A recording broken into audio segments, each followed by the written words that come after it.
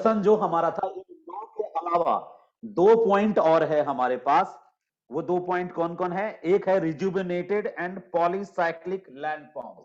ये last chapter है आपके, 10वां चैप्टर है। रिजुबिनेटेड समझते हैं क्या होता है? रिजुबिनेटेड का मतलब होता है पुनर्युवन। पुनर्युवन का मतलब समझते हैं क्या होता है? फिर से जवान होना। तो नदियां फिर से जवान हो जाती हैं। नदियों की जो जवानी है, जो young stage of the river है, वो डिपेंड किस पर करती है? स्लोप ग्रेडियंट पे डिपेंड करती है, राइट? स्लोप ग्रेडियंट पे, ढाल विश्लेषण पे, ढाल की प्रवणता के विश्लेषण है, ढाल की प्रवणता। नदियों की का जीवन ही ढाल पे डिपेंड करता है। स्लोप स्लोप जितना फास्ट होगा, नदी उतनी यंग होगी। स्लोप जितना कम होगा, नदी उतनी ओल्ड होगी। क्या कारण है कि जब माउंटेन रीजन में रिवर उतरती है तो भी शेप्ड वैली बनाती है, गड्ढा खोद देती है, नीचे गॉर्ज बना देती है, कैनियन बना देती है। कैनियन बना खड्ड, गहरा खड्ड को, नाले जैसे खड्ड को क्या कहते हैं? नाला जैसा लंबा आकार में खड्ड है तो कैनियन, ठीक है। और यदि एक ही जगह पे गोल सा गड्ढा बना दिया तो क्या कहेंगे? गॉर्ज। तो gorge, canyon, V shaped valley, ये सब के सब वहीं क्यों बनते हैं? क्योंकि यंग होती है नदियां। और जब नदी पहाड़ी ढलान से मैदान में उतरती है तो वहां नदी फिर क्या हो जाती है? मैच्योर हो जाती है। जब मैच्योर हो जाती है तो समझदारी से काम लेती है नदी। गति तो होती है, वजन बहुत होता है उस पर, लोड होता है, जिसको बोलते हैं डिपोजिट्स। उसके सेंडिमेंट्स का लोड बहुत ज्यादा होता है, डिपोजिट्स बहुत ज्यादा ओवरलोडेड होता है। और उस डिपोजिट को उसको ढोना होता है, जिम्मेदारी बढ़ जाती है, डिपोजिट्स को ढोना होता है। और जो ओल्ड स्टेज क्या होता है? स्लोप बिल्कुल खत्म हो जाता है, मतलब एनर्जी नहीं रहती आगे बढ़ने की। और मलबा बहुत ज्यादा होता है, तो मलबा को सर पटकती है, समुद्र में मिल जाती है, नदी डेड हो जाती है। ये जो लास्ट टॉपिक है, जिसको आप रिजुबिनेटेड साइकिल कहते हैं या पुनर्युवन कहते हैं, ये नदी की वो अवस्था है। 2 सेकंड में समझा देता हूं आपको, 2 सेकंड में आपको, फिर कभी आप भूलेंगे नहीं इस टॉपिक को। मान लीजिए नदी यहां से चली, राइट, और ऐसे उतरी, ठीक है, यहां उतरी, और यहां पे समुद्र में मिल गई नदी। कोई दिक्कत आपको? यहां ऊंचाई से इसका क्या हुआ? ओरिजिन। और यहां इसका समुद्र में मिल गई। बीच में थोड़ा हम वी शेप्ड वैली भी वो बनाना जरूरी है, आपको थोड़ा दिखाना कि नदी देखो ये, और लास्ट में ऐसे ऐसे करके यहां मिल गई। ये समुद्र तल है, ये क्या है? सी लेवल है, ठीक है, सी लेवल है। समुद्र तल, सी लेवल पे ही सारा खेल है रिजुविनेशन का। मतलब साफ है, यदि कोई नदी यहां गिर रही है, यहां पे, यहां समुद्र में गिर रही है, तो चैनल यहां से बैलेंस होगा। किसी कारण से यदि समुद्र का जल स्तर नीचे घट जाए, यहां आ जाए, तो नदी अभी यहां गिरती थी, राइट, और अब नदी को कहां गिरना है? यहां गिरना है। तो अचानक ढाल क्या हो गया? नदी का तीव्र हो गया। जब ढाल तीव्र हो गया, नदी फिर से काटने लगेगी अपने बॉटम को और इसको बैलेंस करने की कोशिश करेगी, यानी नया तल ये बनाएगी। पहले जो पुराना तल था नदी का, जो पुराना बेस था नदी का, वो ये था, ऐसे। लेकिन अब चूंकि समुद्र का जल स्तर घट गया, समुद्र का जल स्तर घट गया, या जहां नदी मिल रही है किसी से, वो घट गया, तो नदी यहां से लेके यहां तक जो ये स्लोप था, इस स्लोप ने नदी को नया जीवन दे दिया। यानी नदी फिर से अपनी तली को काटने लगी, क्योंकि नदी के बॉटम की ढाल, स्लोप बढ़ गई। तो ये लास्ट चैप्टर है, इसको डिटेल में पढ़ना है कि नदी फिर से यंग कैसे हो जाती है। इसी को कहते हैं पुनर्युवन, ठीक है। तो हम पुनर्युवन आपके साथ डिस्कस करेंगे। पुनर्युवन भी बहुत इंपॉर्टेंट है। और इसी पुनर्युवन के साथ एक टर्म और जोड़ा है बीपीएससी ने, polycyclic landforms. Polycyclic polycyclic landforms क्या होता है? पॉलीसाइक्लिक लैंडफॉर्म्स, पॉलीसाइक्लिक लैंडफॉर्म्स क्या होता है, और यह है क्या पॉलीसाइक्लिक? हम बता देते हैं आपको। देखिए, जब नदी एक जगह से ओरिजिन हुआ और एक जगह मुहाना बनाया, तो ये एक साइकिल है। ये नदी का क्या है? एक साइकिल है। लेकिन यदि नदी में 2-2 बार, 3-3 बार रिजुविनेशन हो जाए, नदी में यदि रिजुविनेशन हो जाए, पुनर्युवन हो जाए, तो नदी का एक पुराना साइकिल ये था, नया साइकिल ये हुआ। और यदि समुद्र का जल स्तर घट जाए या फिर समुद्र का जल स्तर बढ़ जाए, दोनों केस हो सकता है ना। हाल फिलहाल में आइस जो मेल्ट हो रहा है दोनों पोल पे आइस के मेल्ट होने के कारण समुद्र का जल स्तर क्या हो रहा है? बढ़ रहा है ना। तो समुद्र का जलस्तर बढ़ेगा तो भी इसके नदी का साइकिल प्रभावित होगा, समुद्र का जलस्तर घटेगा तो भी नदी का साइकिल प्रभावित होगा, और इन दोनों केसेस में नए नए स्थलाकृतियों का निर्माण होगा। इसी को कहते हैं पॉलीसाइक्लिक लैंडफॉर्म्स। ये पेंक के इस डेफिनेशन से ये दोनों चैप्टर का जन्म होता है। दो आदमी है ना, दो आदमी है, एक कौन है, एक है डेविस और दूसरा कौन है, पेंक। समय चुनना होगा थोड़ा दूसरा आने का। ये जो टाइम है ये मेरे क्लास का टाइम होता है।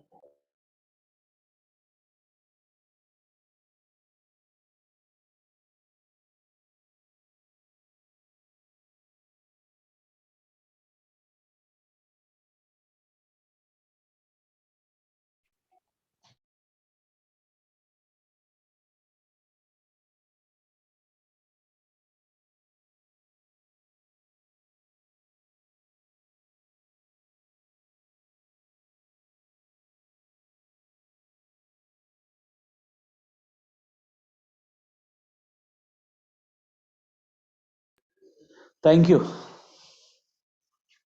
डेविस एवं पेंक ये अलग से टॉपिक है। अब आज हम उस भाई से एक बार फिर बनना चाहेंगे कि देख लो 11 चैप्टर, मतलब 10 कहो इसको, 10 चैप्टर बीपीएससी ने सिलेबस में जियोमॉर्फोलॉजी में दिया है। यूनिट 1 में 10 चैप्टर दिया है। मैं आपको तीसरे चैप्टर से पढ़ा रहा हूं। अर्थ मूवमेंट अभी छोड़ दिया मैंने, क्योंकि इससे क्वेश्चंस कम आते हैं, बिल्कुल जानकारी लेकिन चाहिए। पृथ्वी के घूर्णन से क्या क्या होता है, परिक्रमण से क्या क्या होता है, ये जीएस का पार्ट है। ये बार बार इससे जीएस में क्वेश्चन आता है, मेन में नहीं आता है। ठीक है, ये हम जीएस में आपको पढ़ा देंगे, ऐसा नहीं कि नहीं पढ़ाएंगे, ये भी जीएस में हम बहुत डिटेल में पढ़ा देंगे। अर्थ क्रस्ट का डेवलपमेंट कब हुआ, कैसे हुआ, इसको भी हम आपको एक्सप्लेन करेंगे कैसे हुआ। लेकिन अभी सबसे इंपॉर्टेंट क्वेश्चन जो इस यूनिट का है, ये एक क्वेश्चन सबसे इंपॉर्टेंट है, कौन, प्लेट टेक्टोनिक्स, और दूसरा सबसे इंपॉर्टेंट कौन है, ये साइकिल ऑफ इरोजन। ये दो क्वेश्चन जियोमॉर्फोलॉजी में बहुत इंपॉर्टेंट है, ये भी जीएस पॉइंट ऑफ व्यू से इंपॉर्टेंट है। वॉल्केनिज्म जो है, जो लोग क्वेश्चन बैंक देखते होंगे वो जीएस पॉइंट ऑफ व्यू से इंपॉर्टेंट है। जो जीएस पॉइंट ऑफ व्यू से है उसको एंड में पढ़ाएंगे, ठीक है, और जीएस के बैच में भी एक्सप्लेन करेंगे डेप्थ में। और जो ऑप्शनल, ये सब आपको ऑप्शनल में ही पढ़ना है, ये जो चैप्टर्स हैं, तो 2, 3, 4, 5 और 6 और 7, ये 7 चैप्टर प्योर ऑप्शनल चैप्टर है, इसका जीएस से लेना देना नहीं है। तो इन्हीं 7 चैप्टर को मैं पहले फिनिश कर लूंगा, और जो रेस्ट पॉइंट देख रहे हो ना, जो जैसे एक कहानी है, ये स्टोरी है, एक तरीके से ये स्टोरी है कि कैसे ओरिजिन हुआ, विकास हुआ अर्थ का, अर्थ के क्रस्ट का, एक स्टोरी की तरह है। ये एग्जाम में आ भी जाए तो इस क्वेश्चन को छोड़ना है, नहीं लिखना है। क्यों नहीं लिखना है, यूपीएससी वाले भी नहीं लिखते हैं इस क्वेश्चन को, कारण है कि इसमें जो कंटेंट, जो भी कंटेंट है इसमें, वो स्टैंडर्ड नहीं है, उतना लेवल का कंटेंट नहीं है कि आपको ज्यादा मार्क्स मिले। होता है ना चयन, प्रश्नों का चयन बहुत बहुत बहुत महत्वपूर्ण है। 3 प्रश्न में से यदि तीनों आपको आता है तो उन तीनों में से कौन सा प्रश्न लिखें जिसमें मार्क्स ज्यादा आते हैं। मान लीजिए कि प्लेट टेक्टोनिक भी आ गया और वॉल्केनिज्म भी आ गया और साइकिल ऑफ इरोजन भी आ गया, तीनों में से कौन चुने तो ज्यादा मार्क्स आएगा। मेरा मानना है कि डेविस को चुनिए, यानी साइकिल ऑफ इरोजन में यदि डेविस पूछा है उस पर अच्छे मार्क्स आ सकते हैं, ग्राफ भी बना सकते हैं, और जजमेंट उसके साथ आप न्याय कर पाएंगे, ज्यादा मार्क्स आएगा। ठीक है, यदि इनमें से कोई आया हो तो डेविस को छोड़ दीजिए, ये बनाइए, क्योंकि इसमें डायग्राम, और ये डिपेंड, प्रश्नों का चयन आपकी निपुणता पर डिपेंड करता है। यदि आप डायग्राम में एक्सपर्ट हैं और बहुत खूबसूरत डायग्राम बनाते हैं तो डायग्राम रिच क्वेश्चन ये चारों हैं, चाहे कास्ट हो, एरिड हो, ग्लेशियल हो, रिवर हो, ये डायग्राम रिच क्वेश्चंस हैं। यदि डायग्राम में अच्छे हो तो इनको चुनना।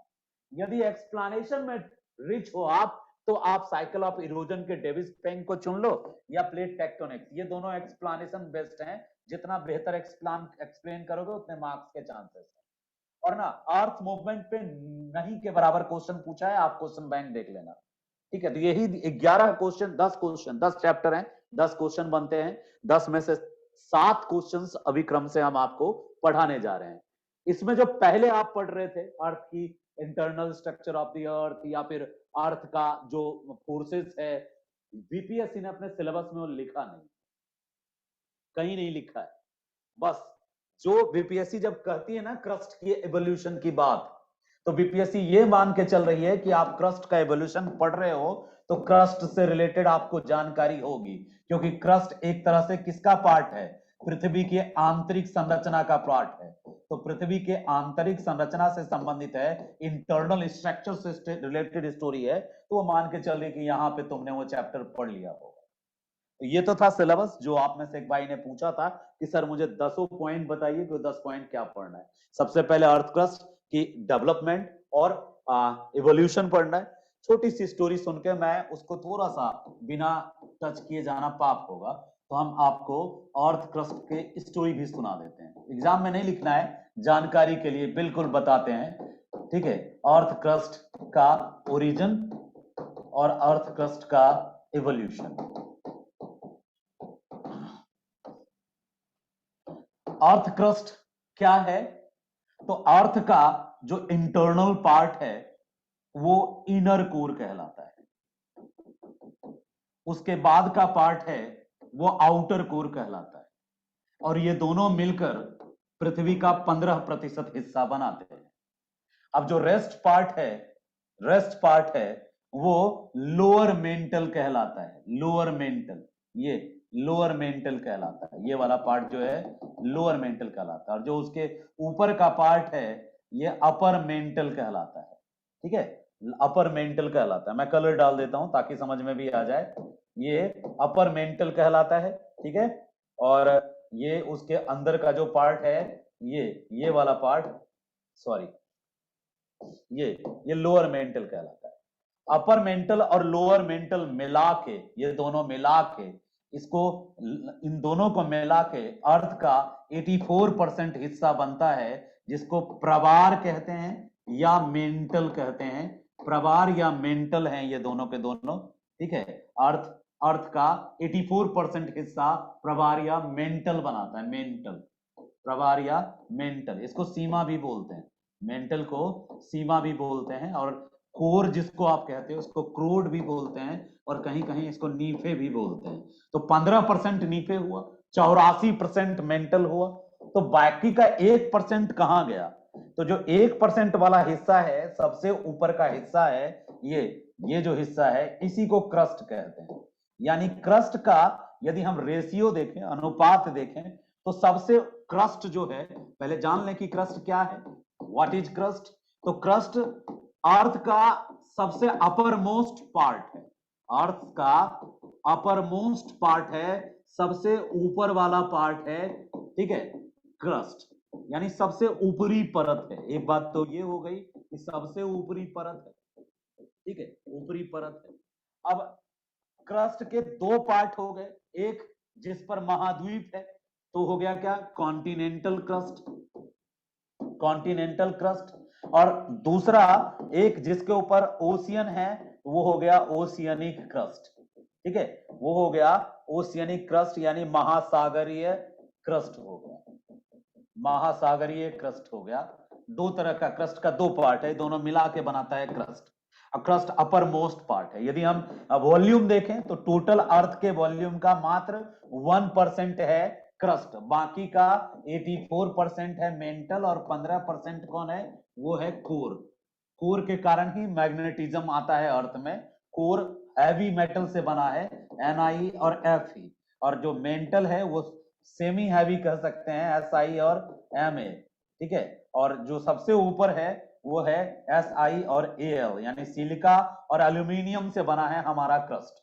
तो क्वेश्चन क्या पूछा हमसे, कैसे क्रस्ट राइज हुआ, क्रस्ट की जन्म की कहानी क्या है। तो एक डायग्राम तो हमारा ये बनता है इंट्रो के ठीक बाद। इंट्रो में हम ये डिफाइन करेंगे कि what is crust. What is crust ये बताना जरूरी है कि what is earth crust define करेंगे, ठीक है। अपर मोस्ट पार्ट है, यदि लिखना नहीं है इस प्रश्न को फिर भी जानकारी के लिए बता दे रहा हूं, फास्ट बता दे रहा हूं। अपर मोस्ट पार्ट है और दो भाग में है, कॉन्टिनेंटल क्रस्ट और ओशियनिक क्रस्ट। जो कॉन्टिनेंटल क्रस्ट है वो एज कंपेयर है, जो ओशियनिक थोड़ा हॉलो है, स्पॉन्जी है। कॉन्टिनेंटल क्रस्ट क्या है, स्पॉन्जी है, हॉलो है, और ओशियनिक क्रस्ट थोड़ा रिजिड है, डेंस है, मतलब कठोर है, पतला है, घनत्व ज्यादा है कॉन्टिनेंटल क्रस्ट का, ठीक है।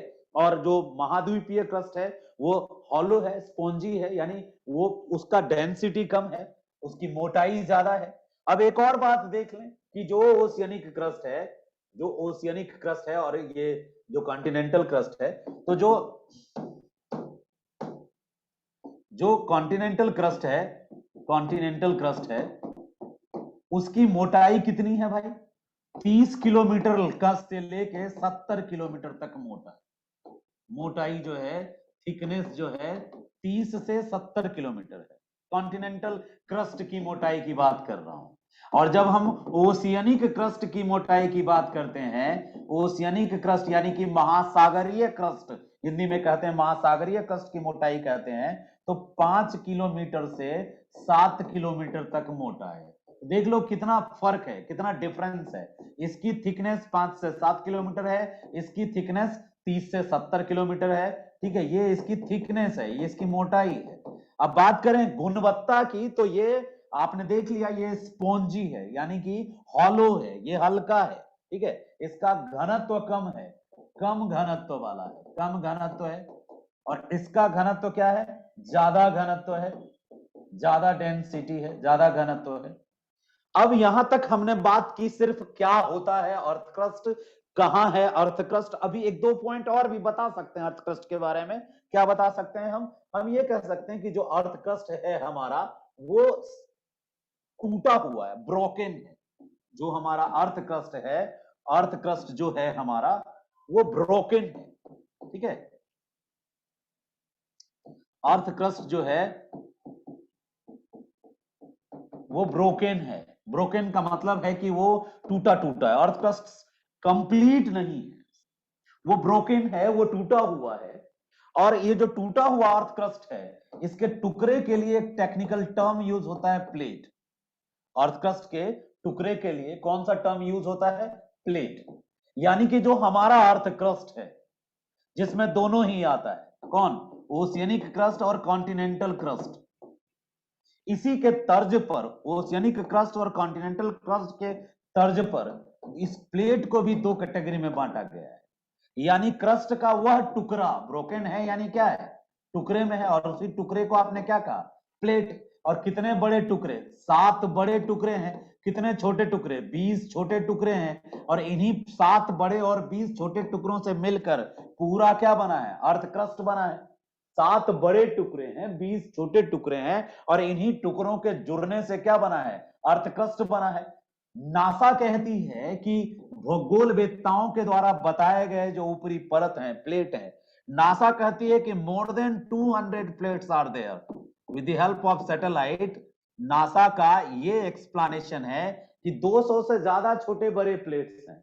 जबकि ज्योग्राफर मानते हैं कि वो जिनको नासा टुकड़ों में बांट रहा है, दरअसल वो बड़े प्लेट हैं 7। उन्हीं में कहीं कहीं जगहों पे ऊपर सैटेलाइट से उनको टुकड़े दिख रहे हैं, जो हो रहे होंगे टुकड़े। तो टुकड़े होते रहते हैं, यानी चेंजेबल है। प्लेटों की संख्या क्या है? परिवर्तनशील।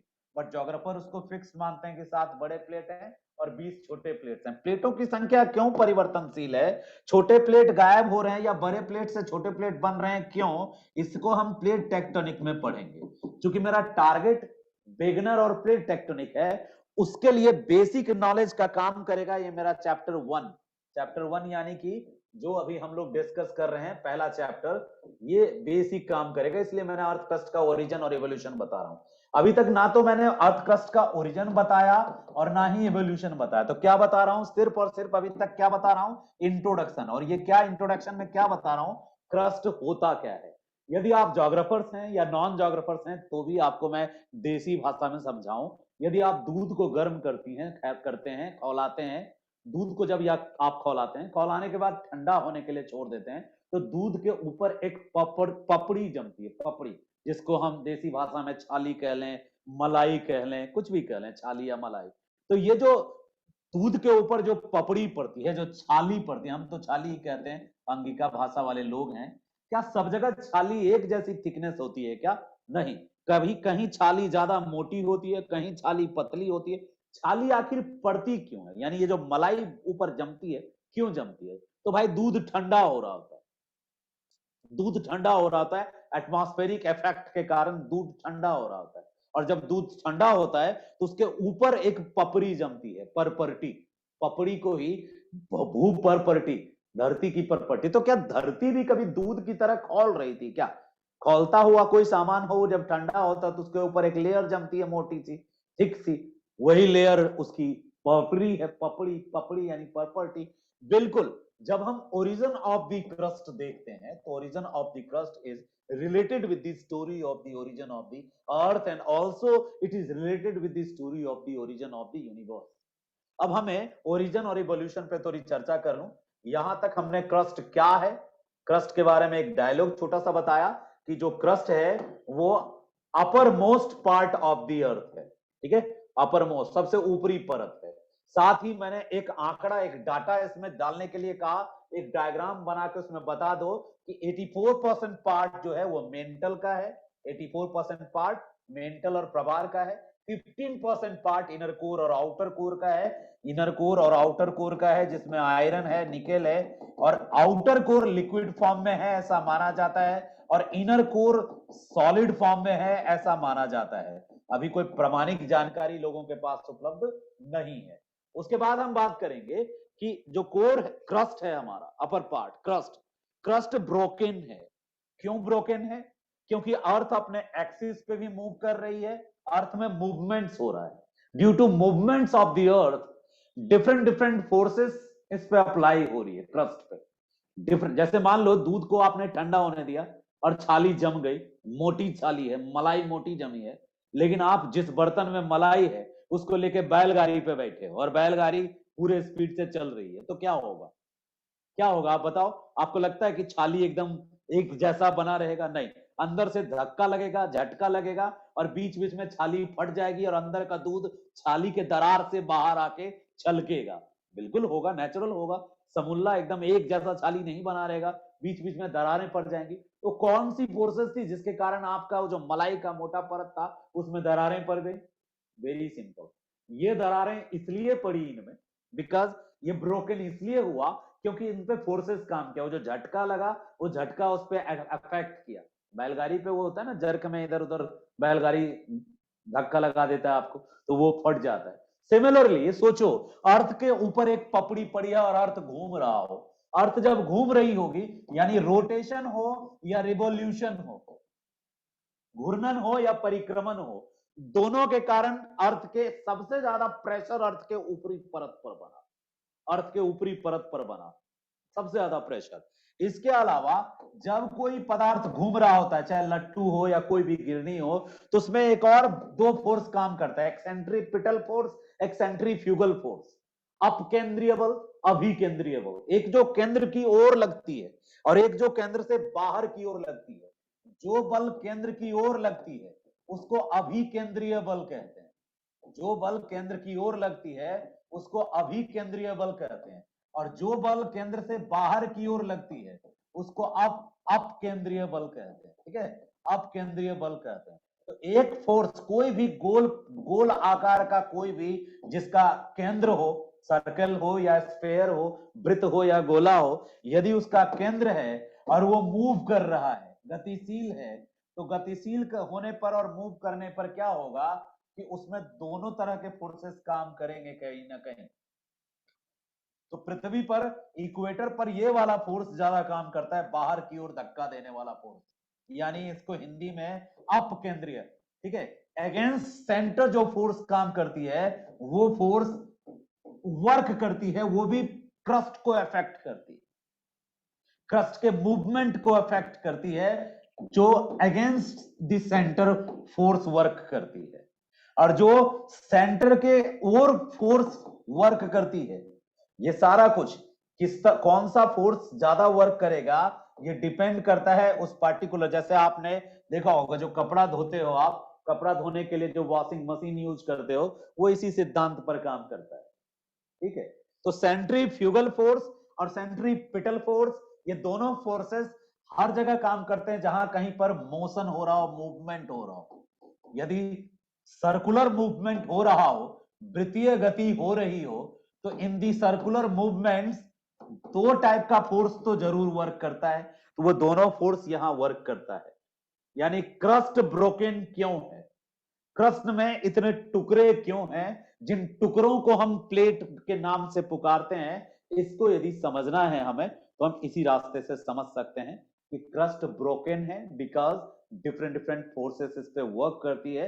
और ये फोर्सेस कैसे वर्क करती है तो हमने बता दिया, एक जो रोटेशन है, एक जो रिवोल्यूशन है, ठीक है, एक घूर्णन गति है, अपने अक्ष पर बहुत ही स्पीड से घूर्णन करती है पृथ्वी 1660 किलोमीटर, 1600 से ज्यादा, मतलब 1600 किलोमीटर पर आवर की स्पीड से अपने एक्सिस पे ये घूर्णन करती है।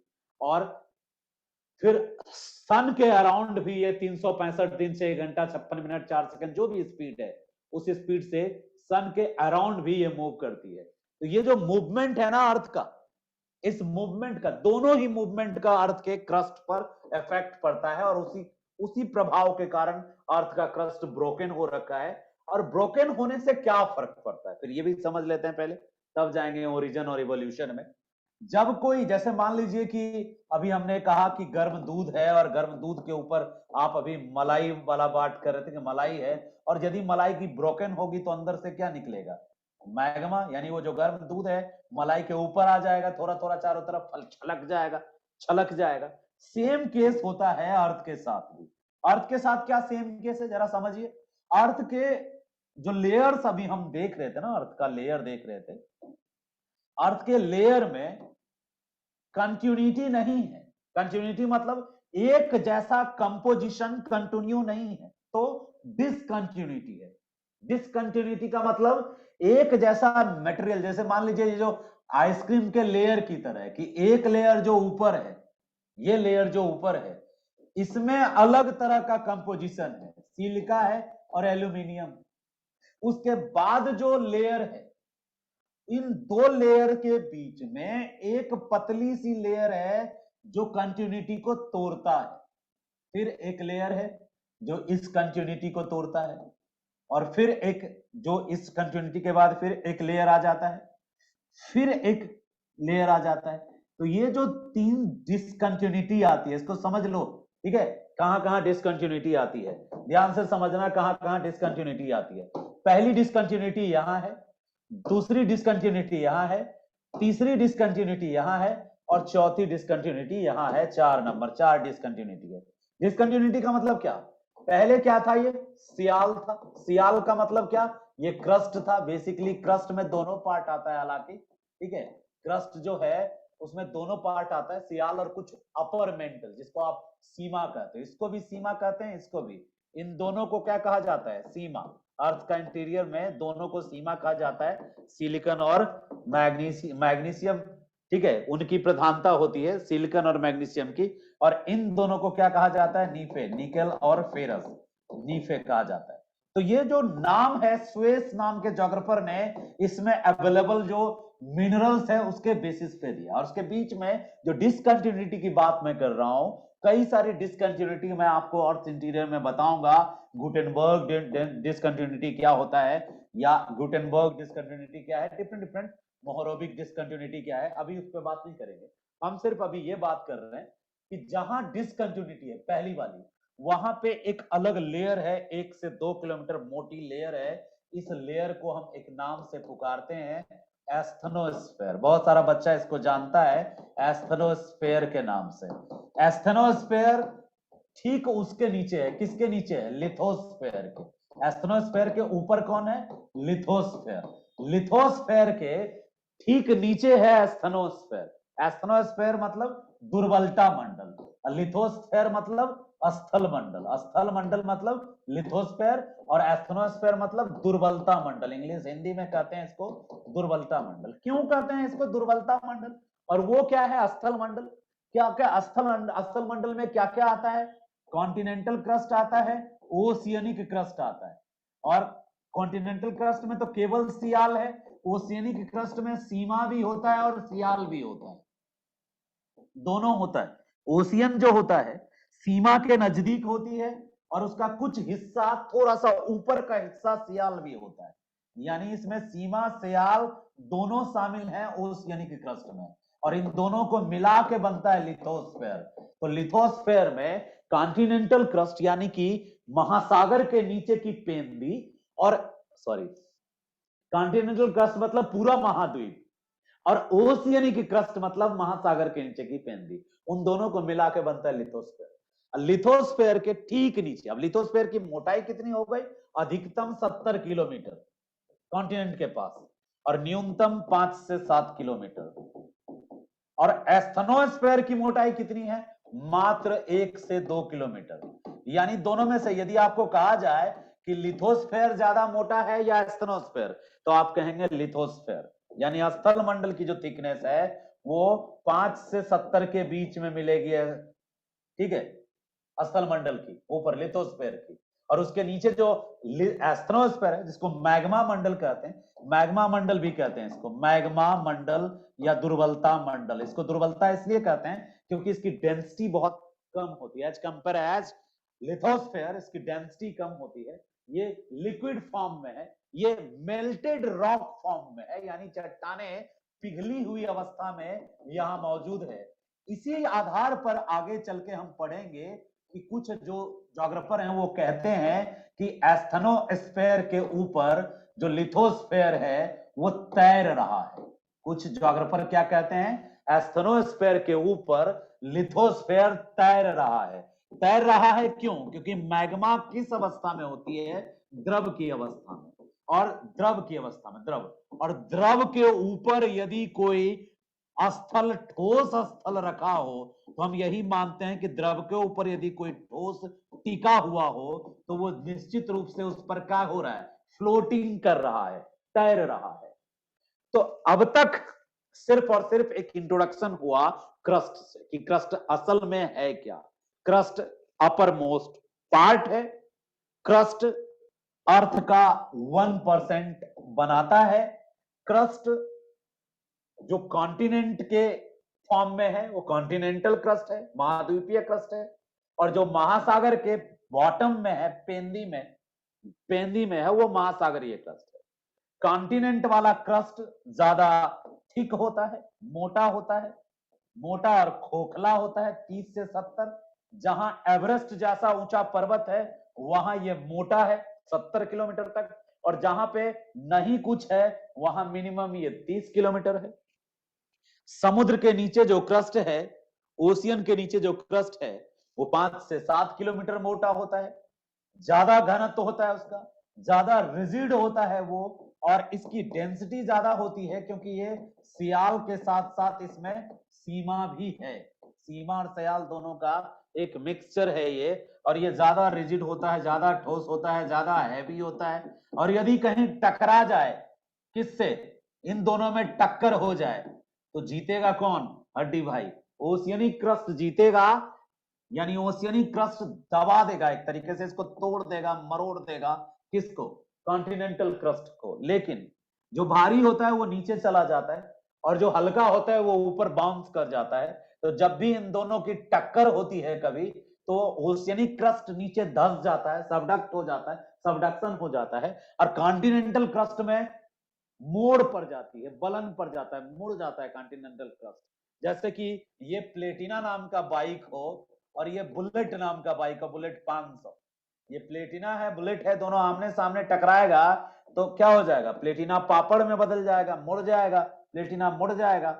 वही वाले सिस्टम है, वो मुड़ जाता है, वो कमजोर है। यहां तक क्लियर है। अब बात कर रहे थे हम कि अर्थ क्रस्ट का फॉर्मेशन कैसे हुआ, हम अर्थ क्रस्ट का फॉर्मेशन सिखाने की कोशिश कर रहे थे, ओरिजिन और इवोल्यूशन का। 5 मिनट और सुनेंगे तो आपको समझ में आ जाएगा अर्थ क्रस्ट का फॉर्मेशन कैसे हुआ। पृथ्वी की जब उत्पत्ति हुई, ओरिजिन ऑफ अर्थ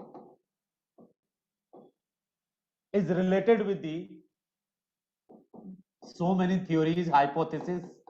एक थ्योरीज आपने सुना होगा, बिग बैंग थ्योरी, विशाल धमाका का सिद्धांत। पृथ्वी की उत्पत्ति के बाद क्रस्ट की उत्पत्ति हुई, ठीक है, origin of crust after the origin of earth possible हो पाया। और अर्थ का ओरिजिन और हमारे सोलर सिस्टम का ओरिजिन एक ही स्टोरी है। Origin of the solar system and origin of earth is same process, same process, दोनों एक ही प्रक्रिया है, चाहे हम अर्थ का ओरिजिन पढ़ें या हमारे सोलर सिस्टम का। अब ओरिजिन ऑफ सोलर सिस्टम को लेकर के बहुत सारी हाइपोथेसिस है। हाइपोथेसिस का मतलब हो गया संकल्पनाएं हैं, वो गलत भी हो कई साबित हो चुकी हैं और कुछ को लोग आंशिक रूप से सत्य मानते हैं और नई नई हाइपोथेसिस आती रहती है। जो शोध करता है, रिसर्चर हैं, वो नए नए हाइपोथेसिस देते रहते हैं और उसके प्रूफ देते रहते हैं कि हम जो हाइपोथेसिस बनाए हैं ये प्रूफ है, ये सही है, इसका इसका ये प्रमाण है। हर एक हाइपोथेसिस का प्रमाण लोग पेश करते हैं, फिर उसके उस प्रमाण दिए गए प्रमाण का मूल्यांकन होता है और यदि सही साबित हुआ तो उस हाइपोथेसिस को यूनिवर्सल थ्योरी या यूनिवर्सल डॉक्ट्रिन मान लिया जाता है। पृथ्वी की उत्पत्ति कैसे हुई, इस संदर्भ में कुल मिलाकर के दो तरह की थ्योरी है, दो तरह की थ्योरी। वो सोलर सिस्टम के ओरिजिन को भी डिफाइन करती है और अर्थ के ओरिजिन को भी डिफाइन करती है। जो हमारा सोलर सिस्टम है वो जिस आकाश गंगा का पार्ट है उसका नाम है मिल्की वे। मिल्की वे आकाश गंगा का पार्ट है। एक थ्योरी है जिसको आप बिग बैंग थ्योरी के नाम से जानते हैं। उसका कहना है कि आरंभ में यानी बिगिनिंग में यानी सबसे पहले पार्टिकल्स थे छोटे छोटे, जिसको प्रोटो पार्टिकल्स कहा गया। बिगिनिंग में क्या था? प्रोटो पार्टिकल्स, ठीक है, प्रोटो पार्टिकल्स थे जिसको आद्य कण, हिंदी में आद्य कण कहते हैं, आद्य कण थे। ये जो आद्य कण थे प्रोटो पार्टिकल्स थे। प्रोटो पार्टिकल्स ये यूनिवर्स में यानी कि जो ब्रह्मांड है, यूनिवर्स है, इसमें फ्रीली मूव कर रहे थे। ध्यान से समझते जाना, प्रोटो पार्टिकल्स ब्रह्मांड में फ्रीली मूव कर रहे थे। ड्यूरिंग मूवमेंट इनमें कोलिजन होता रहता था, एक कण दूसरे कण से टकराते रहते थे और इनके आपसी टकराव के कारण इनमें चार्ज जनरेट होने लग गया। कोई भी चीजें जब आपस में टकराती हैं बार बार, तो टकराने से उनमें जो फ्रिक्शन होता है, फ्रिक्शन से उसमें एनर्जी ट्रांसफर होती है और एनर्जी ट्रांसफर से या तो वो पॉजिटिव हो जाते हैं चार्ज या नेगेटिव हो जाते हैं चार्ज। ये ब्रह्मांड का नियम है।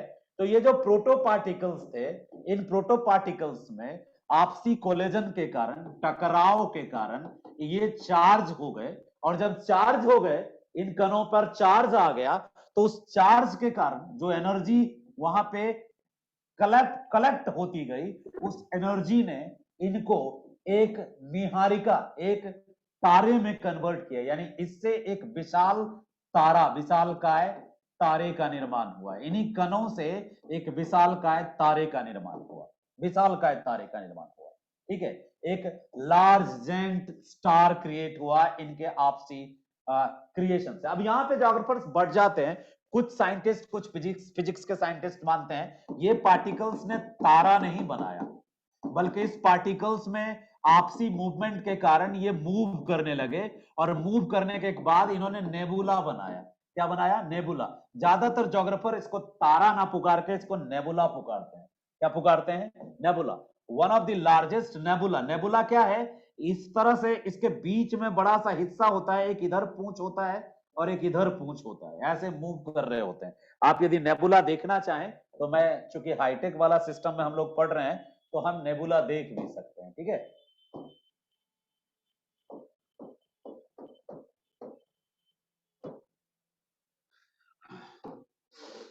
ये देखिए यहाँ पे सारे नेबुलाज को ही दिखाया जा रहा है। मैं कोई एक ओपन करता हूं आपको ताकि समझ में आए।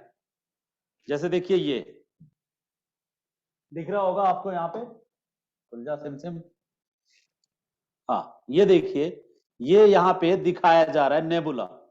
मतलब एक तरह से क्या हो गया, एनर्जी का एक ऐसा फ्लो क्रिएट हुआ, एनर्जी का एक ऐसा फ्लो क्रिएट हुआ जिसके कारण इन पार्टिकल्स के बीच एक खास तरह का मूवमेंट शुरू हुआ। ठीक है, निहारिका भी बोलते हैं नेबुला को। हिंदी में क्या बोलते हैं? यदि किसी बच्चे को नहीं पता हो तो मैं बता दूं, नेबुला को हिंदी में बोलते हैं निहारिका। ठीक है, तो बिगिनिंग में प्रोटो पार्टिकल्स थे। ध्यान से सुनते जाना, ये सब स्टोरी है। हमने पहले ही बताया कि यदि हम एक एक टॉपिक को पढ़ें तो उसमें अभी तो कुछ और ही आ गई मोहतरमा। इससे अच्छा तो नेबुला ही था। निहारिका लड़की समझ लिया गूगल ने, नेबुला। नेबुला ना फोटो दे दे। चलिए, हमने निहारिका सोचा, निहारिका में कुछ और। हिंदी में बड़ा दिक्कत है चीजों को ढूंढने में। ठीक है, तो यही है नेबुला निहारिका जिसको कहते हैं। तो ब्रह्मांड में इन प्रोटो पार्टिकल्स के कारण आपस में जो पार्टिकल्स एक जगह जमा हुए, तो उन पार्टिकल्स की एनर्जी फॉर्म हुई चारों तरफ, और उस एनर्जी के कारण एक नेबुला विकसित हुआ। अभी इसी नेबुला में आगे चलकर क्या हो गया, विस्फोट हुआ। इसी नेबुला में आगे चलकर विस्फोट हुआ, और जब ये नेबुला फटा, विस्फोट हुआ, ठीक है, बहुत विशाल आकार का हो गया। तो विशाल आकार के होने के बाद इसमें जो विस्फोट हुआ, इसी को कहा गया विशाल धमाका, बिग बैंग थ्योरी। माना जाता है कि जो इसमें गैसियस पार्ट थे, दो तरह के पदार्थ थे, गैसीय पदार्थ थे और ठोस पदार्थ थे। ठोस पदार्थ, इस नेबुला का जो सेंट्रल पार्ट था, सेंट्रल पार्ट सन बन गया। सेंट्रल पार्ट कौन बन गया, सन। और सन के इर्द गिर्द जो ठोस पदार्थ जो बड़े आकार में जमा हो गए और आपस में इसी सन के अराउंड घूमने लगे, क्योंकि नेबुला के भी मटेरियल इसके चारों ओर घूम रहे थे। तो नेबुला का सेंट्रल पार्ट सन बना, और जो अदर पार्ट थे, सॉलिड वाले पार्ट, वो वही जो ग्रह है ना, विनस, मरकरी, विनस, अर्थ, ठीक है, फिर मार्स, इस तरीके से जो सॉलिड मटेरियल वाले थे वो किनारे रहे, मतलब इनके करीब रहे, और जो गैसियस मटेरियल वाले थे वो इनसे दूर बने, और वो सब के सब इसी सन के अराउंड चक्कर काटते रहे। तो ये एक समराइज वर्जन में, छोटे से वर्जन में मैं बताने की कोशिश कर रहा हूं आपको कि क्रस्ट की ओरिजिन, उत्पत्ति कैसे हुई। और क्रस्ट की उत्पत्ति में मैंने बताया कि एक थ्योरी है क्रस्ट की उत्पत्ति से रिलेटेड। दरअसल वो थ्योरी अर्थ की उत्पत्ति का है, लेकिन उसी से क्रस्ट सॉल्व होगा। क्या कि बिगिनिंग में प्रोटो पार्टिकल्स थे, आद्यकण थे। आद्यकण में यानी प्रोटो पार्टिकल्स में due to friction and other reason charge generate हुआ, एनर्जी जनरेट हुआ, और ड्यू टू एनर्जी जनरेशन इन्होंने एक विशालकाय नेबुला क्रिएट किया। और इसी नेबुला में सुपरनोवा विस्फोट के कारण सेंट्रल पार्ट सन हो गया, और रेस्ट पार्ट, यही एनर्जेटिक मटेरियल का जो पार्ट था, कंपोजिशन था, उसने टेरेस्ट्रियल प्लैनेट्स जनरेट की। और जो गैसियस पार्ट थे वो आगे का जो दूसरे बड़े बड़े आकार के ग्रह हैं उनको, जैसे जुपिटर है, सैटर्न है, बाकी ग्रह हैं, उनको निर्मित किया। अब बाकी चीजों पे हम बाद में बात करेंगे कि जुपिटर बीच में बड़े आकार का क्यों है, या फिर ऐसा इस तरह का आकार क्यों बना है ग्रहों का। ये हम बाद में किसी दिन जीएस वाले क्लास में हम इस पे बात करेंगे कि ऐसा आकार क्यों है। यहाँ वाला ग्रह छोटा, उसके बाद बड़ा, उसके बाद बड़ा, फिर छोटे छोटे टुकड़े, ठीक है, नहीं एक और ग्रह, उसके बाद छोटे छोटे टुकड़े, फिर बहुत बड़ा ग्रह, फिर ग्रहों का आकार छोटा होता गया, छोटा होता गया। तो आखिर ये ग्रहों का आकार ऐसा क्यों है कि इस तरफ छोटा, इस तरफ छोटा, और बीच में बड़ा सा बृहस्पति। जुपिटर बड़ा है, जुपिटर के बाद सारे छोटे होते जाते हैं, जुपिटर के पहले सारे छोटे होते जाते हैं। तो आकार आदि पर चर्चा करने के लिए हमारे पास सिलेबस में बीपीएससी ने मैटर नहीं दिया है, तो इसको हम जीएस के बैच में इसको डिस्कस कर लेंगे। इससे रिलेटेड बस 3-4 थ्योरी है। एक ने कहा कि एक तारा पहले से था जिसमें मटेरियल था, एक बाहर से तारा आया इधर से और गुजर गया, तो इस तारे के ग्रेविटेशन के कारण इसमें मैग्मा का ज्वार पैदा हुआ, गैसियस पार्ट ज्यादा दूर गए और सॉलिड पार्ट इधर ही रह गए, इसीलिए बीच वाला ग्रह बड़ा है और इधर वाला ग्रह छोटा दोनों तरफ, यानी वो टाइडल थ्योरी है। तो ऐसी कई थ्योरी है जो ये कोशिश करती है बताने की कि ग्रहों के आकार में इतनी विभिन्नता क्यों है, या ग्रहों के जो कंपोजिशन ऑफ दी प्लैनेट्स है उसमें इतना डाइवर्सिटी क्यों है। इसके थ्योरीज बाद में पढ़ेंगे। कुल मिला के अब हम समझ चुके कि ओरिजिन ऑफ दी अर्थ का जो कॉन्सेप्ट है वो बिग बैंग थ्योरी से रिलेटेड है। अर्थ का जब ओरिजिन हो गया, यहां से हमारा क्वेश्चन चालू होता है कि जब अर्थ का ओरिजिन हो गया, आफ्टर ओरिजिन ऑफ अर्थ से हमारी स्टोरी शुरू होती है, तो हमें यह समझना पड़ेगा कि बिगिनिंग में जब अर्थ का ओरिजिन हुआ तो अर्थ क्या था, एक जलता हुआ आग का गोला था, यानी जलता हुआ तप्त, जलता हुआ बर्निंग, आप बॉल कह सकते हैं, ठीक है, जलता हुआ तप्त आग का गोला था। क्योंकि ये अर्थ जो निकला था एक विशाल धमाका से निकला था, और धमाका का जो रेस्ट पार्ट सन है वो आज भी जलता हुआ भट्टी के समान लाल है, ठीक है, जलते हुए भट्टी के समान लाल है आज भी वो पार्ट लाल है। तो ये जो सन है, सन से अलग हुआ अर्थ, तो बिगिनिंग में अर्थ बहुत ज्यादा गर्म था, तप्त था, मेल्टेड मेल्टेड रॉक यानी कि मैग्मा से बना हुआ एक गोला था, एक गेंद था, एक बॉल था। वो भी कैसा, नन्हा सा नहीं, विशाल का है, ठीक है, विशाल का है। गेंद था जो गर्म था, तप्त था, मेल्टेड रॉक यानी मैग्मा, मैग्मा से मिलकर बना हुआ एक गेंद था, गोला था, और यह जलता हुआ था। कोई भी जलता हुआ गोला या गेंद होगा तो क्या होगा, जैसे ही वो अपने जो उसका मदर है, जिसमें था वो, जैसे भट्टी है, मान लो कोयले की भट्टी है, और इस भट्टी से एक कोयला, लाल गर्म तप्त कोयला आपने निकाला। यदि आप भट्टी से एक लाल गर्म कोयला निकालोगे तो वो शुरुआत में तो लाल रहेगा ही, जैसा भट्टी में था वैसा रहेगा, लेकिन धीरे धीरे वो क्या होगा, ठंडा होगा। वही पृथ्वी के साथ हुआ। पृथ्वी जब धीरे धीरे ठंडी होने लगी, पृथ्वी जब धीरे धीरे ठंडी होने लगी, तो जब भी कोई गर्म गर्म पदार्थ ठंडा होता है तो क्या होता है, वो ठंडा कैसे होता है, वो रिलीज करता है, किसको रिलीज करता है, हीट को रिलीज करता है। और क्या रिलीज करता है, डिफरेंट डिफरेंट गैसेस रिलीज करता है। तो अर्थ ने भी हीट रिलीज किया, गैसेस को रिलीज किया, और अर्थ ने जैसे जैसे गैसेस रिलीज किए, कई तरह के गैसेस को रिलीज किया, जैसे हाइड्रोजन रिलीज हुआ, हीलियम रिलीज हुआ, कार्बन डाइऑक्साइड, जलते हुए चीज से क्या रिलीज हो सकता है, कार्बन डाइऑक्साइड रिलीज हुआ, नाइट्रस ऑक्साइड रिलीज हुआ, मोनोऑक्साइड भी रिलीज हुआ, कार्बन मोनोऑक्साइड, कई तरह का, ऑक्सीजन भी रिलीज हुआ। Different different variety of gases release होते गए, और ये गैसेस पृथ्वी से दूर नहीं जा पाए। क्यों नहीं जा पाए, क्योंकि इन गैसेस को भी पृथ्वी का गुरुत्वाकर्षण अपनी ओर, गुरुत्व बल पृथ्वी का अपनी ओर आकर्षित कर रहा था। तो ज्यादा गैसें कहां सांद्रित हो गई, ज्यादा गैसें डेंस फॉर्म में दोनों पोल पे अट्रैक्ट हो गई, और इधर जो गैसें थी ये हॉलो फॉर्म में ज्यादा ऊंचाई तक चली गई। यानी विषुवत रेखा पर वायुमंडल की मोटाई जो है वो ज्यादा है विषुवत रेखा पर, और ध्रुवों पर वायुमंडल की मोटाई कम है, क्योंकि ध्रुवों पर गैसों की सांद्रता ज्यादा है, और विषुवत रेखा पर गैसों में जो सांद्रता का मतलब है कि उसका जो गाढ़ापन है गैसों का, वो विषुवत रेखा पर कम है, इसलिए वो ज्यादा फुला हुआ है विषुवत रेखा पर। वायुमंडल की मोटाई विषुवत रेखा पर ज्यादा है।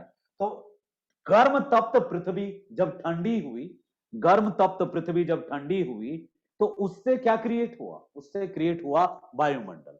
और वायुमंडल में जो डिफरेंट डिफरेंट गैसेस थे, हाइड्रोजन था, हीलियम था, ऑक्सीजन था, तो हाइड्रोजन, ऑक्सीजन और अदर गैसेस आपस में रिएक्ट कर गए, और इनके आपस में रिएक्शन करने से जल चक्र प्रारंभ हुआ, वाटर साइकिल स्टार्ट हुआ। और वो वाटर साइकिल, उस वाटर साइकिल ने क्या किया, अर्थ का जो अपर पार्ट जो जलता हुआ तप्त था, गर्म था, जब गर्म तप्त पदार्थ पर वाटर साइकिल स्टार्ट हुआ होगा, तो इसी वाटर साइकिल ने इस गर्म तप्त पदार्थ पर अर्थ क्रस्ट को जन्म देने की प्रोसेस को शुरू किया। The process of the crust formation इसी के कारण स्टार्ट हुआ, due to origin of starting of कौन सा, ये क्या बोलते हैं इसको, जल चक्र, वाटर साइकिल। और वाटर साइकिल क्यों जनरेट हुआ, बिकॉज ऑफ द रिलीजिंग, जो रिलीज किया, गैसेस रिलीज हुए अर्थ से, उसके कारण। अर्थ ने ये गैसेस क्यों रिलीज किए, क्योंकि जो अर्थ था that was the part of the particular, आप कह सकते हैं नेबुला या स्टार या सन, एक ही होता है स्टार या सन। तो बिगिनिंग में ये बहुत ज्यादा गर्म था, मेल्टेड फॉर्म में था, और इस जब ये अलग हुआ सन से, तो एटमॉस्फेयर तो था, लेकिन सन से अलग हुआ तो इसके टेम्परेचर में थोड़ी कमी आनी शुरू हुई, ठंडा होना शुरू हुआ, ठंडा होना शुरू हुआ, क्योंकि जो स्पेस है, स्पेस में हीट नहीं है, और इसके पास हीट था, ये हीट था, तो इसका हीट का सोर्स खत्म हो गया जहां से इसको हीट मिल रहा था, तो इसका ऊपरी लेयर तेजी से ठंडा होने लगा, और जब ठंडा होने लगा तो ये क्या रिलीज करने लगा, गैस रिलीज करने लगा, और जब ये गैस रिलीज करने लगा तो इसके चारों ओर क्या फॉर्म हो गया, एटमॉस्फेयर फॉर्म हो गया। एटमॉस्फेयर फॉर्मेशन के बाद वाटर साइकिल स्टार्ट हो गया, और वाटर साइकिल स्टार्ट होने के बाद इसका अपर लेयर तेजी से सिकुड़ करके ठंडा होना शुरू हो गया, और तब क्रस्ट का फॉर्मेशन हुआ। बिगिनिंग में जो क्रस्ट फॉर्म हुआ, वो क्रस्ट जो था बिगिनिंग में शुरुआती दौर पे सब इग्नियस था, पूरा क्रस्ट इग्नियस रॉक के फॉर्म में था before the cycle of erosion. अपरदन चक्र की संकल्पना के पहले ये पूरा क्रस्ट क्या था, इग्नियस रॉक के फॉर्म में था। बट जब erosion of cycle of erosion start हुआ, यानी अब वर्षा होने के बाद पानी बहने लगा इस पर, तो गर्म तवे पे जब आप पानी डालते हो ना, गर्म तवे पे पानी डालते हो तो वो क्षार पैदा करता है। अच्छा, एक क्वेश्चन है इंद्रजीत जी का, आप क्वेश्चन उठा लेते हैं, और हम आज की क्लास में हिस्ट्री का एक बैच है उसको भी लेना पड़ेगा। आज से सब कुछ रेगुलर, हाँ कल से आपको, कल एक दिन हम और छुट्टी लेंगे आपसे। कल क्लास नहीं होगी आपकी, आज पहले अनाउंस कर देता हूँ। कल मुझे कहीं जाना है बाहर, मेरठ जाना है, काम है कुछ, तो कल क्लास नहीं होगी आपकी। पूछ लीजिए प्रश्न जो पूछना चाहते हैं। पहले दीपेंद्र जी पूछिए। जी प्रणाम सर। जी सर जैसा बताया गया है कि जो ये एनर्जी के जी, फॉर्मेशन मैं के आपका भी कारण, प्रश्न लूंगा, प्रोटो पार्टिकल कहां से आया, तब तक पहले इनसे सुन लेते हैं जी। सर जैसे पृथ्वी की उत्पत्ति हुई थी, हाँ अनेक पार्टिकल्स के जलने के कारण जो वो ये हुए थे, पृथ्वी जैसे भी बनी सर, उसके बाद मेरा सवाल ये था कि जो अपने अक्ष पर घूमती है सभी ग्रह जो हैं, वो अक्ष का सर क्या मतलब कंसेप्ट आ गया इसमें, ये सर मुझे समझ में देखिए, कोई भी गोल पदार्थ जब मूव करता है ना, कोई भी गोल पदार्थ जब मूव करता है, तो सेंटर के पैरेलल, जिस पॉइंट के पैरेलल वो मूव कर रहा होता है, वही उसका अक्ष बन जाता है, एक्सिस बन जाता है। मैग्नेटिक एक्सिस अलग बनता है, जो ज्योग्राफिकल एक्सिस से अलग बनता है। एक्सिस जो है अर्थ का, वो जो मैग्नेटिक एक्सिस है वो तो चेंजेबल है, वो मटेरियल जब चेंज होता है चारों तरफ तो उसके अनुसार से बदलता है। एक्सिस तो हर गोल पदार्थ में होता है। एक गोल, कोई भी गोल पदार्थ के मिडिल पॉइंट जो आर पार उसको मिलाता हो एक पोल से दूसरे पोल को, वो एक्सिस होता है। आप पूछना क्या चाहते हैं, हम थोड़ा और डिटेल में, आप मुझे व्हाट्सएप कीजिएगा या अभी और क्लियर कर सकते हैं तो कीजिए, हम समझे नहीं आपका प्रश्न। सर मेरे कहने का ये मतलब था कि जो भी सूर्य का फॉर्मेशन हुआ या फिर अलग से 9 ग्रह बने थे, तो वो वे ग्रह जो है सब अपने अपने अक्ष पर कैसे चलेगा, या फिर गुरुत्वाकर्षण बल का यहाँ पर कुछ कंसेप्ट है, या मैं फिर आपको आपका समझ गया क्वेश्चन। आप ना, अभी हम उस दिशा में गए नहीं जहां आप जा रहे हैं, हमको जल्दी से मेरे टॉपिक पे आना था। मेरा टॉपिक क्या था, क्रस्ट फॉर्मेशन। तो हम सर बस एक समरी देके निकल आए वहां से। हम आपको बताएंगे सारे प्लेट के फॉर्मेशन को जीएस के बैच, जल्दी ही बता देंगे। हमको पहले ये सारा खत्म करने दीजिए जो सिलेबस में मेंशन है, गिवन टॉपिक्स फिनिश करने दीजिए, फिर जो हिडन टॉपिक्स है हम बता देंगे। हमारा अभी गिवन टॉपिक है क्रस्ट का फॉर्मेशन कैसे हुआ और क्रस्ट इवोल्यूशन कैसे हुआ। फॉर्मेशन आज हम कोशिश किए बताने का, पहले बताया क्रस्ट क्या है, साथ में हम फॉर्मेशन बताए हैं। अभी इवोल्यूशन के लिए हमको एज बताना पड़ेगा, पूरा जियोलॉजिकल टाइम स्केल। तो हम अब ये सोच रहे हैं, जब शुरू से कर ही दिए, मेरे पास टाइम भी है, हम एक शुरू से ही चलते हैं। लेकिन ये प्रश्न यदि आता है एग्जाम में तो क्यों नहीं लिखना चाहिए ये प्रश्न, इसमें हम बहुत ज्यादा लिखेंगे तब बहुत जाके इसको हम संतुष्ट कर पाएंगे। इस क्वेश्चन का आंसर लिखने के लिए हमारे पास ज्यादा कंटेंट और ज्यादा वर्ड लिमिट चाहिए, तभी ये आंसर सेटिस्फाई होगा। लेकिन जानकारी के पॉइंट ऑफ व्यू से मैं बता दूंगा, आपका क्वेश्चन थोड़ा डिफरेंट है। आप ओरिजिन ऑफ सोलर सिस्टम से पूछ रहे हैं, हम क्रस्ट फॉर्मेशन पे बात कर रहे हैं, हम जरूर बताएंगे आपका, ठीक है। एक क्वेश्चन है, प्रोटो पार्टिकल कहां से आया।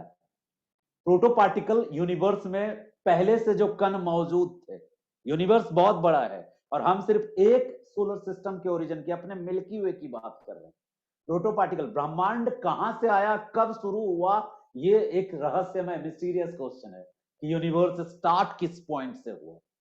ठीक है, इस पर रिसर्च जारी है कि यूनिवर्स स्टार्ट किस पॉइंट से हुआ, क्या एक पॉइंट से इतना बड़ा यूनिवर्स बना है। एक थ्योरी है कि एक सिंगल पॉइंट से यूनिवर्स बना है। तो फिर क्वेश्चन आता है कि वो पॉइंट कहां से आया। तो ये एक अंडा मुर्गी वाला क्वेश्चन है, तो इसमें मैं नहीं फंस पाऊंगा।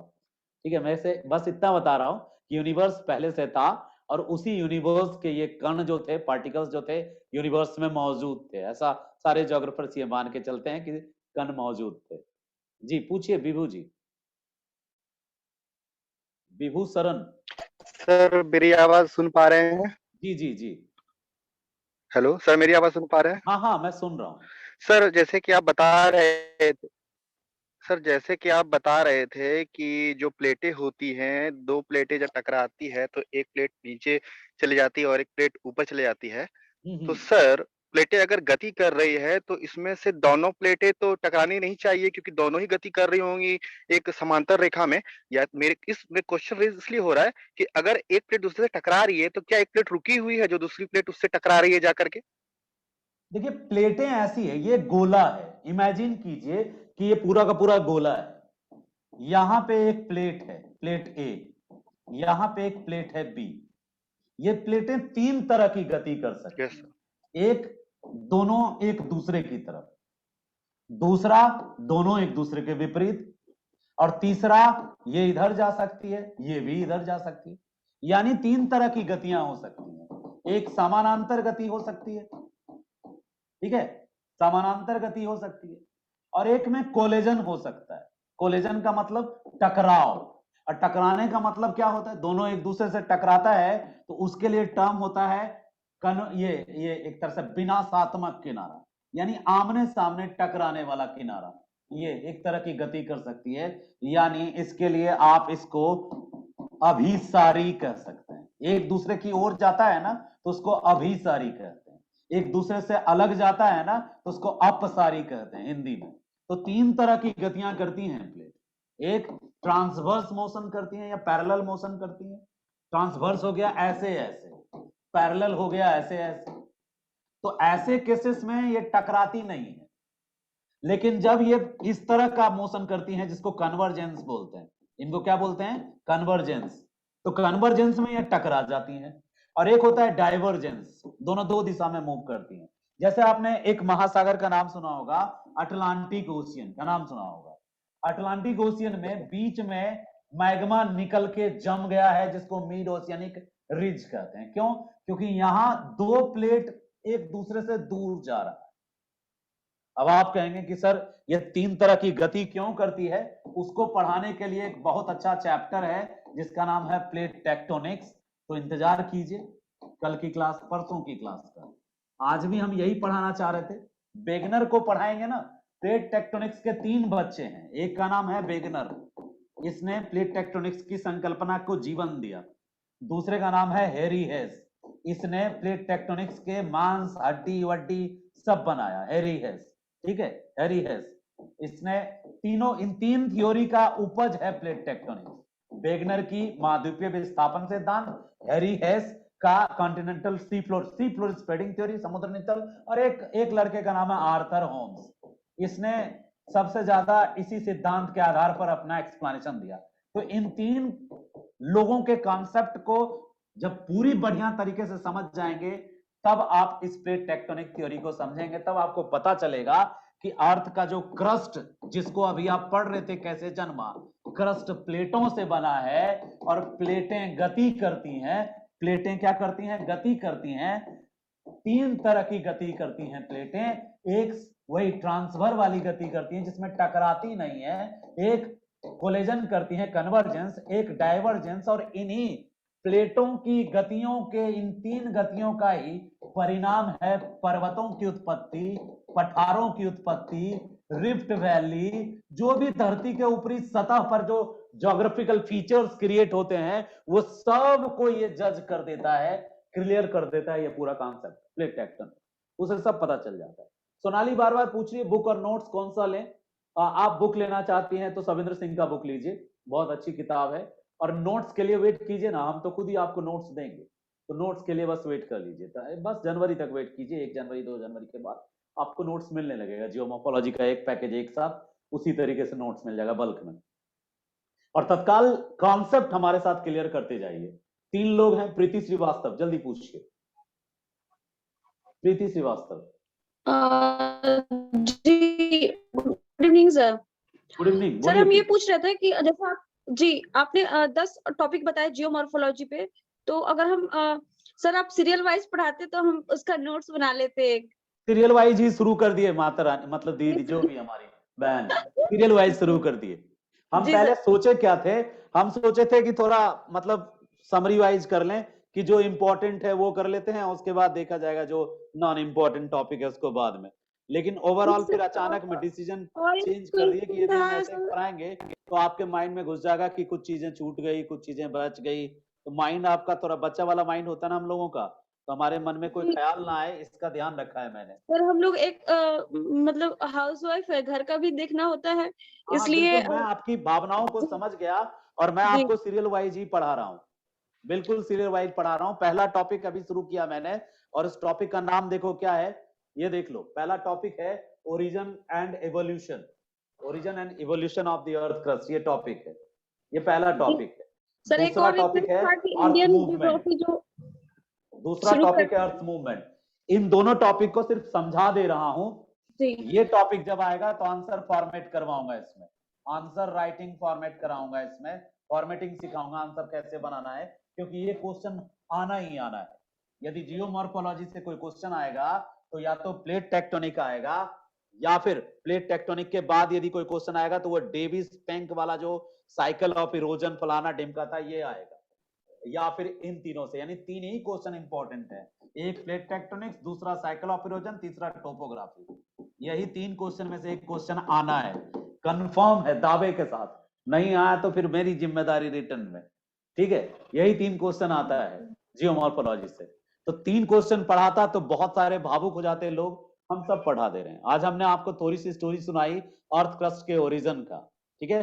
कल हम अर्थ क्रस्ट का ओरिजिन फिनिश करने के साथ साथ उसके बाद वाला जो टॉपिक है ना रोटेशन एंड रेवोल्यूशन, कल यानी मंडे को रोटेशन और रेवोल्यूशन भी पूरा एक्सप्लेन कर देंगे। छोटा नन्ना टॉपिक है, उसके इफेक्ट समझने हैं।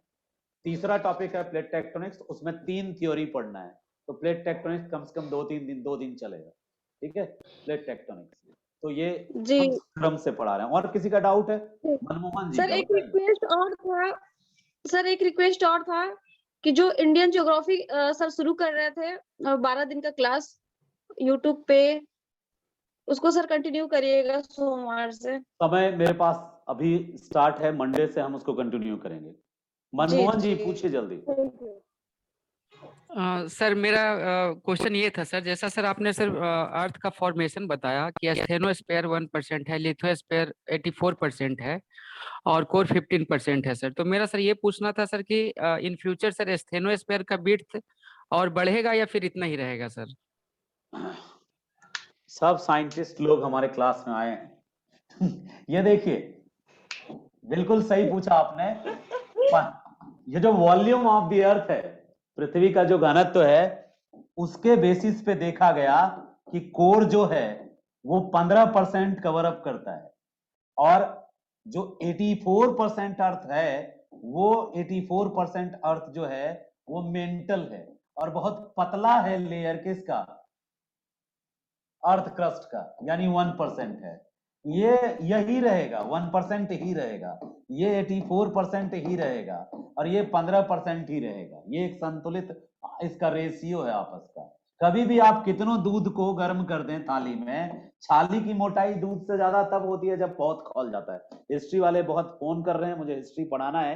ये क्वेश्चन थोड़ा सा मतलब लॉजिकल थोड़ा सा नहीं है, आप ये नहीं कर सकते, कोई हम एजम्प नहीं कर सकते कि क्या लिथोस्फीयर की मोटाई और बढ़ेगी या नहीं बढ़ेगी। एक आइसोस्टेसी नाम का चैप्टर यूपीएससी में है जिसको भू संतुलन कहते हैं। तो भू संतुलन वाला जो कॉन्सेप्ट है ना, उसके अनुसार पृथ्वी अपने लेयर के बीच संतुलन बनाए रखती है और लिथोस्फीयर इसीलिए संतुलित है क्वांटिटी उसकी, क्योंकि यदि उसके वजन में वॉल्यूम में कोई चेंज आएगा तो फिर नीचे उसके नीचे क्या है, मैग्मा है ना, द्रव, द्रव की एक कैपेसिटी है उसको झेलने की। फिर वॉल्केनिक इरप्शन बढ़ जाएंगे, ज्वालामुखी ज्यादा फूटने लगेगा, दबाएंगे ज्यादा। मान लीजिए हमको यहाँ पे गूड़ा है, गूड़ा समझते हैं ना, गूड़ा पे एक संतुलित बैलेंस दबाव पड़ेगा तो कम, ज्यादा दबा देंगे, यानी लिथोस्फीयर ज्यादा मोटा हो जाएगा तो उस पे एस्टेनोस्फीयर पे दबाव ज्यादा पड़ेगा, एस्टेनोस्फीयर पे ज्यादा दबाव पड़ेगा तो वॉल्केनिक इरप्शन ज्यादा हो जाएगा, और वॉल्केनिक इरप्शन ज्यादा हुआ तो फिर प्रॉब्लम होगा। हम कर रहे हैं हिस्ट्री स्टार्ट, हिस्ट्री के स्टूडेंट है ना जी, बस 2 मिनट वेट कीजिए। चलिए, और कोई क्वेश्चन? जिसका क्वेश्चन है वो व्हाट्सएप पे कीजिए, हम बाद में आपको जवाब देंगे। चलिए, एक जिया मेरी लगती है जोग्राफर स्टूडेंट है, बेटा 2 दिन 3 दिन और वेट करो, आपका क्वेश्चन का जवाब मिल जाएगा। डेविस के क्रिटिसिज्म में कोलोराडो या ग्रांड कैनियन का एग्जाम्पल डाल सकते हैं क्या? हाँ डाल सकते हैं, बिल्कुल डाल सकते हैं। डेविस के क्रिटिसिज्म में डेविस ने कहा था कि उत्थान जब पूर्ण होता है तभी अपरदन शुरू होता है, लेकिन ऐसा नहीं है, उत्थान का वेट नहीं करता, राइज का वेट नहीं करता इरोजन, आप डाल सकते हैं। चलिए आज की क्लास इतनी रखते हैं। कल की क्लास, जो कल नहीं है कोई क्लास हमारे चैनल पे और यहाँ पे भी लाइव, कल मैं आउट ऑफ स्टेशन हूँ, परसों आपकी क्लास होगी और परसों 2 घंटे की क्लास होगी, परसों 2 घंटे की क्लास होगी। क्लास स्टार्ट हो जाएगी 6 बजे के लमसम और 8 बजे तक हम पढ़ाएंगे, ताकि हम एक टॉपिक फिनिश कर लें, वो रोटेशन रेवोल्यूशन का इफेक्ट और क्रस्ट का फॉर्म, मतलब इवोल्यूशन, एक युग बता दें किस युग में क्रस्ट के साथ क्या हुआ, पूरी क्रस्ट की कहानी सुना देंगे परसों। और बचा टाइम तो परिक्रमण और घूर्णन वो दोनों बता देंगे। जो नोट्स बनाते हैं सुन के आप नोट्स बनाइएगा, और कहीं दिक्कत हो तो हमको कॉल लगा के पूछ लीजिएगा। चलिए।